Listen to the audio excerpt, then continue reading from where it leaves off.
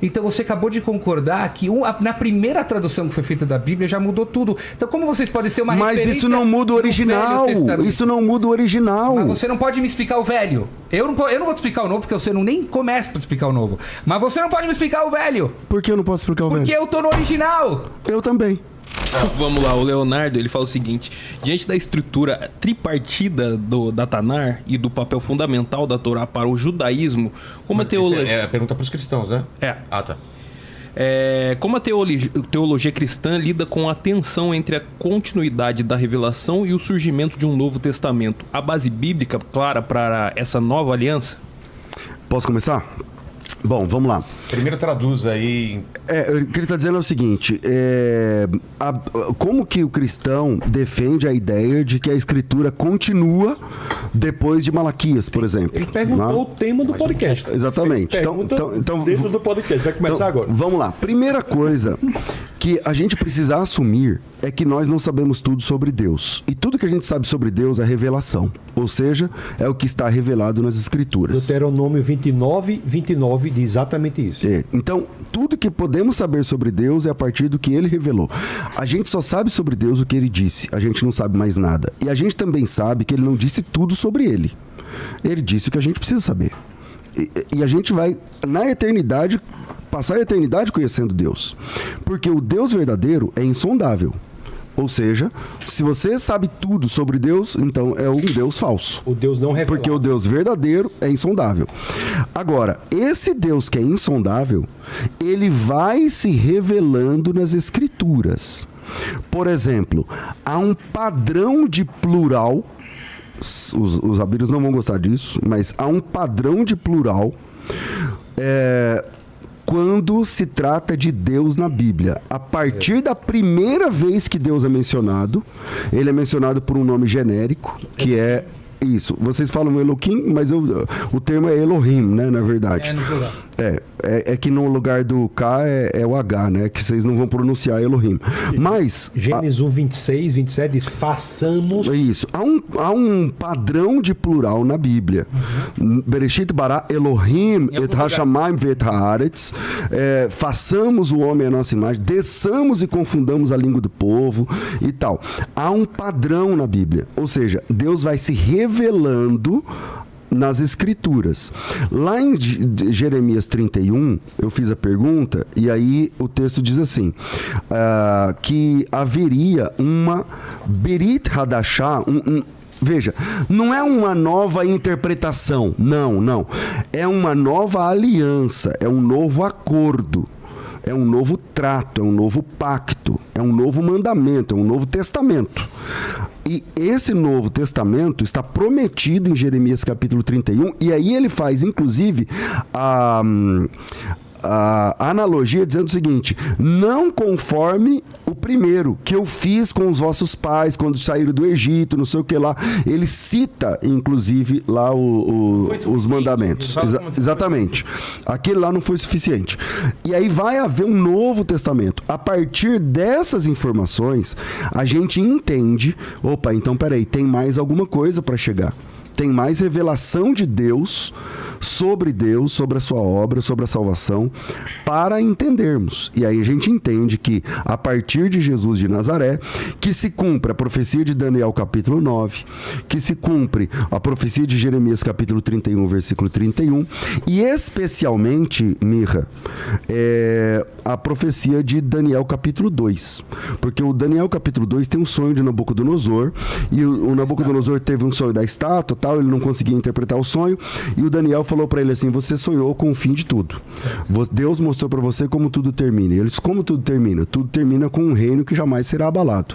E esse reino que jamais será abalado, que é dito lá em Daniel capítulo 2, depois no capítulo 7, novamente também e tal, essa é justamente a pregação de Jesus. A primeira pregação de Jesus é: arrependei-vos e convertei-vos, porque o reino de Deus está chegando, o reino de Deus está próximo. Já era de João Batista, né? Exatamente. Jesus, Então, depois Pedro pega... Então Jesus vem falando exatamente sobre esse reino que os judeus gostam de falar de era messiânica, e Jesus começa a falar desse reino e na sua vinda, na sua volta, no retorno glorioso de Cristo, que está lá tanto no Antigo Testamento, em Zacarias 14, como no Novo Testamento, no Apocalipse, é o ápice desse reino que vai tomar conta de todo o mundo. E esse reino não é de uma dinastia, não é somente de filhos de Abraão, mas é de pessoas de todas as tribos, línguas, povos e nações. Então, baseado nisso, nós entendemos que o cumprimento de tudo isso se dá no Novo Testamento,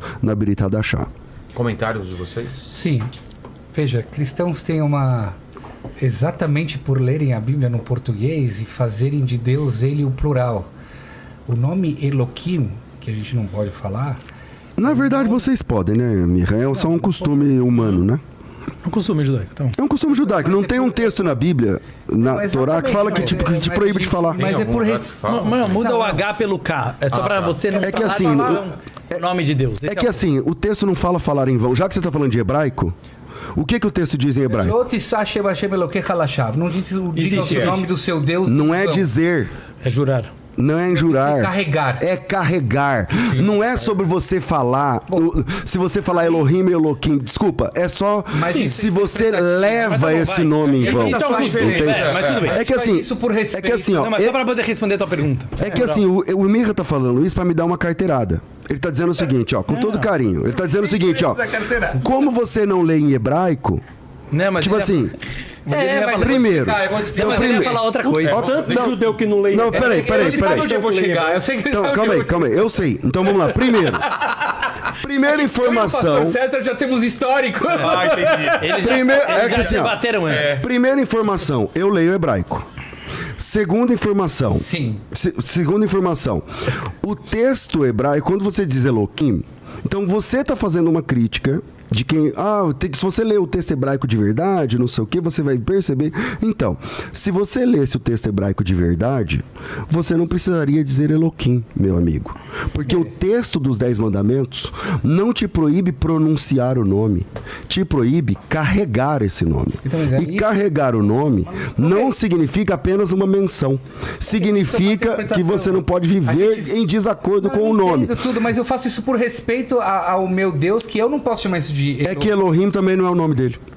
Não, se eu posso, eu até posso falar Elohim Acherim. Eu posso falar. O que quer dizer? Elohim Acherim são outros deuses. E aliás, Não. próprio... Fala Elohim como Deus verdadeiro. Vamos ver se você fala. Elohim. Esse é o Deus verdadeiro? Então você pode dizer Na agora. verdade, Elohim é um atributo, é um adjetivo para o Yud-Kei Vav-Kei. Hashem Hua Elohim. Hashem, ele é dono dos poderes. A tradução literária de Elohim é poderes. Bereshit bara Elohim. No Eu início posso falar the criou... power the power of the king of the power of the... The power of the king in the man. Até eu tô sabendo do The Você Power tá of the vendo? King, até o Rabino tá sabendo. Exatamente. Mas Deixa eu aí minha quero questão, chegar. vamos lá. Mas vai respondendo o que você tá falando. Elohim não é o nome de Deus. O nome de Deus é Yud-Kei Vav-Kei, e tem outros vários nomes de Deus, você sabe disso. Na verdade é Yod He Vav He, né? Mas tudo bem. Vav-Kei. Que a gente fala Yud-Kei Vav-Kei. A gente faz isso pelo respeito. Eu entendo. Veja, Elohim é um adjetivo do Deus ser o Todo-Poderoso. E é por isso que a gente fala Elohim Acherim. A própria Torá reconhece que existem outras forças e chama isso de Elohim Acherim. Se vocês endeusarem Elohim Acherim, outros que tenham forças, porque Deus diz que existem outras forças. Ele reconhece que existem outras forças, mas eu não quero que você vá para essas forças, eu quero que você reconhece a mim. Aqui nasce essa coisa de você dizer a pluralidade. Pronto, daqui já nasceu 3. Como vocês também falam, Shema Yisrael Hashem Elokeinu Hashem Echad. Não sei se o Yahid. Mas se você soubesse o hebraico, você vai ver que Echad é muito mais que Yahid. Echad é muito mais um. É muito mais mesmo. Então, É mais mesmo. então nunca esses lugares Inclusive vão te... numericamente. Ou seja, mas ele representa a unicidade de Deus. Então não dá pra você trazer essas fontes e me tá vendo? Tem várias outras forças, porque na Torá está escrito Elohim. Elohim não quer dizer nada que tem outras, que Deus ele pode se dividir. Deus é o poder, é o dono das forças, e por isso que está na pluralidade. Já responderam os nossos sábios sobre faremos o homem. Deus se aconselha com seus anjos, a gente sabe disso. Mas quando Deus criou o homem, lá em Gênesis... E os anjos são criadores? Não, ele se aconselha com... Então, faremos. Não, na faremos seda. homens. Será que a gente deve fazer o homem? Ah, Será Deus está que- perguntando para os anjos, é isso? Exatamente, para um ensinamento para os seus juízes. Será que nós podemos fazer os homens? É isso? Autorização. Não está pedindo autorização. Deus pode fazer o que ele quiser. Ele está falando, o que vocês pensam sobre a criação? Nascer Adão? Mas é assim que está no hebraico? Nascer Adão. Assim que está no hebraico. Gênesis 1, 26. Façamos o homem a nossa imagem e semelhança. Nascer Adão. Você Faremos o homem. O que vocês acham disso? Os anjos foram contra. Sim. E No final, a decisão é de Deus. E como está escrito na hora da criação, como está o texto na hora da criação, pastor César? Vaivra Elohim et Adam, no singular. No singular. Na hora da criação... isso diz que é 1 e 3, né? A trindade é isso aí. Então, mas aí vocês casam trindade em tudo, não adianta. Abraão tá lá com Deus, aí vem 3 anjos, trindade. Não dá pra vocês... Incrível que os próprios apóstolos não falam de trindade, isso nasce 300 anos depois. Como você não vê uma inconsistência na tua própria religião? Quando a trindade não nasce de Jesus, nasce 300 anos depois. Nasce sim, no Gênesis 1 já tem a trindade. Onde? Façamos o homem a nossa imagem e semelhança, Gênesis 1, 26. Mas então aí eu posso dizer que é 4 também. Eu posso dizer que é 5 também. Não, é porque- Pai, é Filho... Você tem é razão, Espírito você Santo, tem razão. e é Você mulher, pode, por você que pode não? dizer que é mais do que um. O que nós entendemos é que ali pode ser mais de um. É só isso. O que nós vamos o que depende isso, se é 1, 3 ou 10 ou 50, é a revelação. E na revelação existe o Pai, o Filho e o Espírito Santo. né? Isso Isso pronto. está em Gênesis 1, 1. Gênesis 1, 1, Então, 2, 1, 3. a minha pergunta é por que isso não nasce do próprio Jesus falando dessa forma ou dos seus alunos? João falando... 10:30. Não, Eu mas e o ele Pai não somos um. Então, ele fala isso, mas ele não fala Pai, Filho, isso é Trindade, Fala sim. é criação humana. Mateus capítulo 28, versículo 19. Leia aí. E está escrito Trindade lá? Tá escrito assim, que o batismo tem que ser em nome do Pai, do Filho e do Espírito Santo. Não, mas aí A vocês palavra criaram, Bíblia não. não está na Bíblia. Veja, mas disso vocês dividiram Deus. Vocês Ó, dividiram Deus deixa eu- em 3. Não, beleza. Vocês fizeram 3 entidades para Deus. então, mas isso aí- não está na Bíblia. Aí, como eu disse, o que nós temos é a revelação. Na revelação, Deus se apresenta de forma plural o tempo todo. E você sabe disso. Certo. Então, é um plural de majestade, é um plural de glória, é um plural que ele está conversando com os anjos. Veja se faz sentido a sua proposta. Você está dizendo que Deus está perguntando para os anjos se ele vai criar.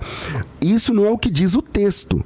Isso é o que dizem os rabinos que vieram depois saí do e texto. comentaram o texto. Nascer Adão, eu concordo que está no plural. Mas é o mesmo Deus que vem no Monte Sinai e diz: Eu sou o teu Deus que te Eu tirei sou do Deus. Egito. Sou Sou o um único, Deus. você não pode dividir, você não pode ter outro, não pode ter imagem. Isso, ele está certo, é isso mesmo. É isso Então, mesmo. É um único Deus. Então, único Deus. mas você não pode usar da palavra plural, que na verdade, para quem entende hebraico bem, sabe que existe uma linguagem muito respeitosa quando você diz no plural. Quando você Um fala plural majestático, é verdade. É uma coisa muito mais respeitosa, e a linguagem da Torá Mas é assim. plural. Mas isso não vem remeter à Trindade, isso que eu quero dizer para vocês. Então, vamos lá. Isso é uma interpretação romana. Então, você está dizendo que é romana, né? Mas há um sem número de provas de que antes do Concílio de Nicéia, porque você deve estar falando do Concílio de Nicéia. Correto. Muito antes do Concílio de Nicéia, a igreja já defendia Pai, Filho e Espírito Santo, porque Jesus Cristo defendeu essa ideia. Então, mas nem o próprio Paulo falava que Jesus é Deus. Quando você lê as cartas de Paulo, do que eu já li, Deus e Jesus. Deus e Jesus. Mas para vocês o Deus é Jesus. Como pode ser Deus e Jesus? Isso não bate com a teoria que ele se manifestou no cara em carne e é o próprio Deus. Então por que ele chama de Deus e Jesus, Deus e Jesus? Vamos ler então o que Paulo diz aqui em Tito, capítulo 2, versículo de número 11 a 13. O texto diz o seguinte, Tito 2, 11. A graça de Deus se manifestou salvadora a todos os homens, educando-nos que, renegadas as impiedades e paixões mundanas, vivamos no presente século sensata, justa e piedosamente, aguardando a bendita esperança e a manifestação da glória do nosso grande Deus e Salvador Jesus Cristo. Então obrigado por esse texto. Aí ele Por nada. Ele coloca-se em contradição. Porque se ele Deus, se ele É que diz, assim, agora há pouco você Deus disse que o Paulo e não Jesus. falava que Jesus é Deus, né? Agora ele está dizendo que ele é um grande Deus. Então, mas aí como ele pode dizer Jesus e Deus e Jesus, depois ele fala que é o próprio... É isso que eu falo, que o Novo Testamento está cheio de inconsistências. É porque na sua cabeça, com todo respeito, você está dizendo 2 deuses diferentes, e não é o caso. É um único Deus que se manifesta em 3 pessoas distintas, não diferentes, distintas, não separadas, Deus distintas. sempre veio para o mundo com o nome Yud-Kei Vav-Kei. A partir do cristianismo, vocês revelam para o mundo que Deus tem um nome chamado Jesus. Tanto que vocês falam, vai ser salvado para Jesus, a eternidade Jesus. Mas esse Deus não é Jesus, é o Yud-Kei Vav-Kei. Vocês de repente revelaram 4.000 e poucos anos depois da criação do mundo que o Deus tem um nome chamado Jesus? O nome de Deus é Yud-Kei Vav-Kei. Então vamos lá. Deus tem um nome. Deus tem vários nomes na Bíblia, na verdade. Correto. Vários nomes na Bíblia. Existe um nome que é o nome próprio de Deus, que é o que você chama de Yod-Kei, lá, na verdade é Yod-Re, Vav-Re. Para quem sabe hebraico, é Yod-Re, Vav-Re. Eu sei hebraico. Mas você fala errado. Então, mas eu sei falar rei. Mas na hora de juntar as 4 letras, eu, por respeito a Deus, eu não faço. Eu só faço isso no momento de Por respeito a Deus, você fala errado, certo? Não é que eu falei errado. Eu não quero falar só o nome de Deus na hora. O nome de Deus tem 4. O nome de Deus tem 4 letras, correto? Yud. Faz um espaçozinho rei, depois faz um espaçozinho, vav, e depois faz rei. Eu só não posso falar junto porque eu só falo isso na hora da reza. Ok. Ou na hora que eu tô estudando. Então para não falar o nome certo, você fala o nome errado.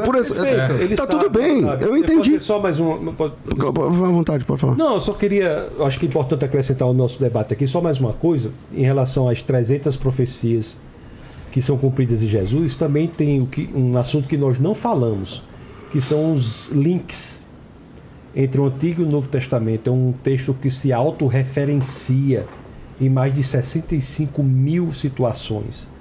Então é um texto único na história da humanidade que faz isso também, sabe?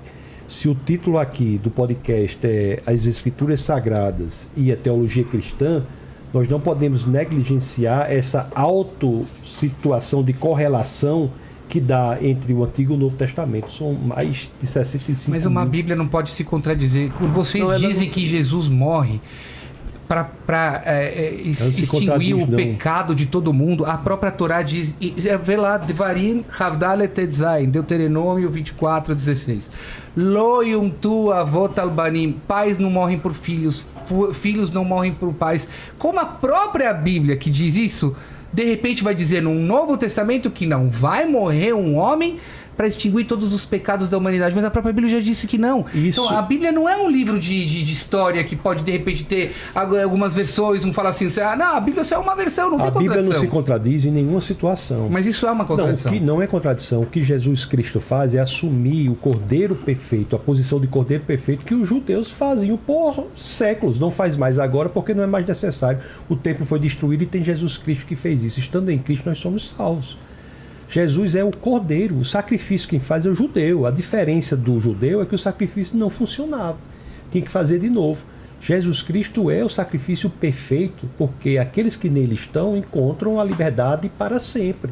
Então não há contradição. Outra coisa que eu quero falar sobre a confiabilidade do Novo Testamento. Outro assunto muito importante. Nós estamos falando aqui de um documento único.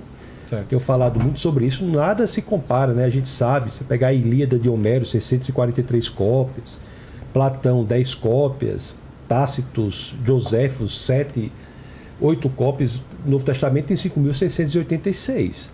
E você sabe, a confiabilidade dos textos, eles não são absolutamente idênticos, 99,5% dos casos.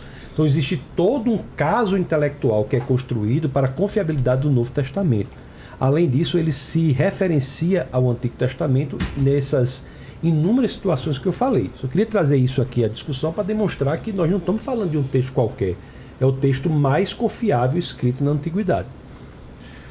Eu digo que é um texto cheio de contradições, tanto que entre vocês mesmos tem... Não, esse Novo Testamento não é assim, aqui tem que pegar aquele, o Almeida, o John King, o King George e tudo tal. Na Torá... Você discordou mais do que Dudu, do que concordou. Não, mas é que o Dudu não falou de teologia, o Dudu falou de psicologia, eu não sei. Eu estou debatendo com vocês... O microcosmos desse podcast. Houve muito mais discordância no judaísmo. Não, mas que foi quando eu discordei do pastor César. Não foi falado sobre teologia, que é foi falado de psicologia. Mas veja, a grandiosidade da Torá é que eu te levo de mãos... o barco aí. Não, ele volta pro final já. Vamos caminhando pro final. A grandiosidade da Torá é que eu te levo para qualquer sinagoga do mundo, a gente abre o Aron, a Arca Sagrada, e você vai ver uma Torá igual em todos os lugares do mundo. Já se você me levar para as igrejas e a gente abrir os Novos Testamentos, vamos ver vários tipos diferentes de Novo Testamento. Seu argumento não tem consistência por uma razão. Por quê? Porque a Torá que você vê igual em todos os lugares, ela é em hebraico, certo? Correto. Ok. O Novo Testamento em grego também é tudo igual. É tudo igual. O que nós temos aqui é a tradução. Você tá falando de tradução? Por alguma razão. Não. Eu tô falando que mesmo... Você está falando de tradução. Não, Você tá não falando tô de quê? tradução. Porque Então, peraí, você está dizendo que o texto grego tem diferença? Eu tô falando que mesmo nas versões gregas já tem versões que apagaram os próprios textos gregos quando bate com teologia. Não, isso não faz sentido. Mirra, Sim, tem gente que já apagou o próprio Eu já vi Bíblias que apagaram o próprio texto. Calma aí a gente vai falar de crítica textual. Você sabe o que é um manuscrito palimpsesto? Você sabe do que eu tô falando? Não. Tá, então dentro da crítica textual e dentro do estudo de manuscritos, é o seguinte, um manuscrito palimpsesto, dá um Google aí quem quiser, significa que a pessoa... ChatGPT. Significa que o material em velino, por exemplo, ele era raspado e reutilizado. E isso, dá um Google, todo mundo vai entender. Isso não significa que o que está escrito lá por cima do couro que foi raspado e reutilizado, como por exemplo no Códice de Bezae, por exemplo, tenha algum tipo de erro. O que ele está dizendo é que esse manuscrito foi escrito em cima de um material que já tinha sido usado antes. Não está dizendo que foi rasurado e refeito. O que a sua inconsistência que eu entendo é o seguinte: abre lá na Torá, lá na sinagoga de qualquer lugar do mundo, que você vai ver o mesmo texto. Ora, nós também temos um único texto, uma única fonte. Aliás, o que se diferencia são as...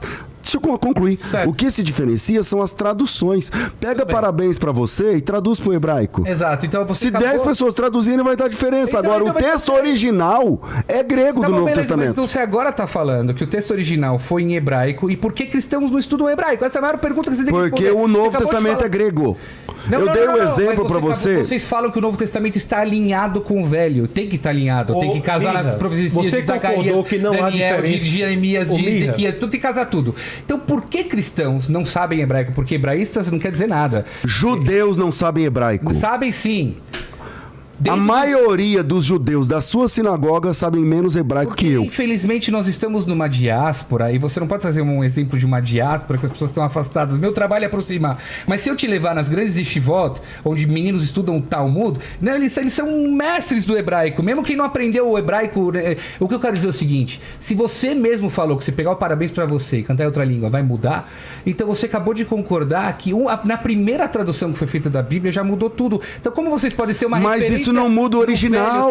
Isso não muda o original. Mas você não pode me explicar o velho. Eu não vou te explicar o novo, porque você nem começa pra explicar o novo. Mas você não pode me explicar o velho. Por que eu não posso explicar o velho? Porque eu tô no original. Eu também. Não. O fato é o seguinte, só para acrescentar, para deixar bastante Vamos claro. finalizando já, gente. Deixa eu só dizer uma informação aqui. Não só nós temos acesso ao Novo Testamento no grego, como nós estamos falando do livro mais confiável no sentido do menor número de alterações. Você pegar os livros da Antiguidade, a média é 90% de confiabilidade. Nós temos, no caso do Novo Testamento, 99,5% dos casos de manuscritos idênticos, dos 5.686. Mas esquece a confiabilidade. Se o teu Deus, que se chama Jesus, diz: eu não vim alterar nada. Eu não vim alterar nada. E de repente tudo que sai dele está alterado em relação ao Velho Testamento, isso já coloca o Novo Testamento em xeque. Mas, Mirra, o que você está dizendo, nós estamos exatamente o oposto. Que o Novo Testamento é o cumprimento perfeito do Antigo Testamento. Mas aonde? Então por que cristãos não cumprem a Torá?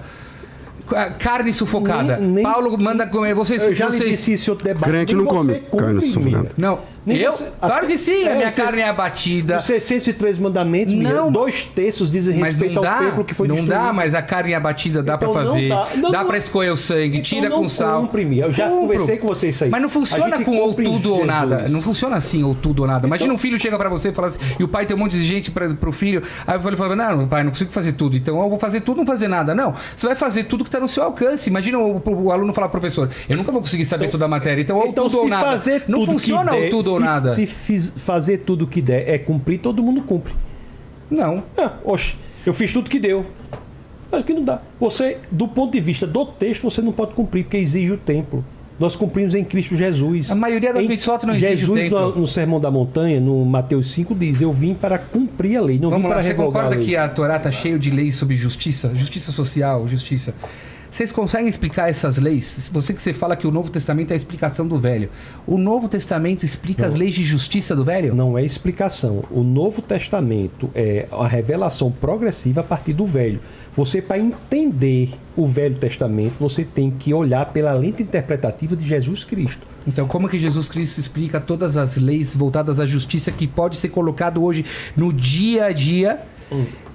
Ele explica dizendo que nenhum homem, por não cumprir os 603 mandamentos, nem os 10 mandamentos, porque Jesus ele leva os mandamentos para o coração.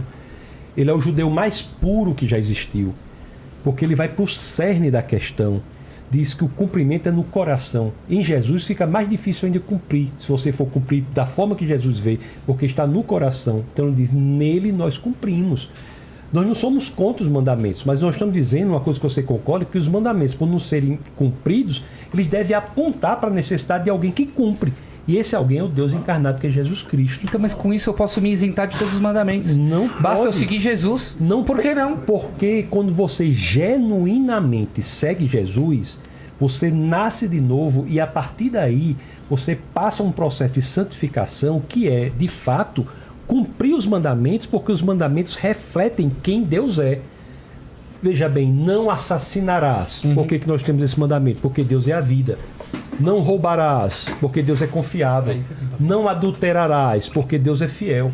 Então, os mandamentos, eles não são uma escada em que você vai subir para ser salvo, mas são uma proposta para aquele que já foi salvo. Seguindo esse raciocínio, alguém que já fez os erros de adultério, assassinato e tudo tal, ele pode chegar à frente do juiz e dizer o seguinte: a lei de Deus é soberana, a lei dos humanos.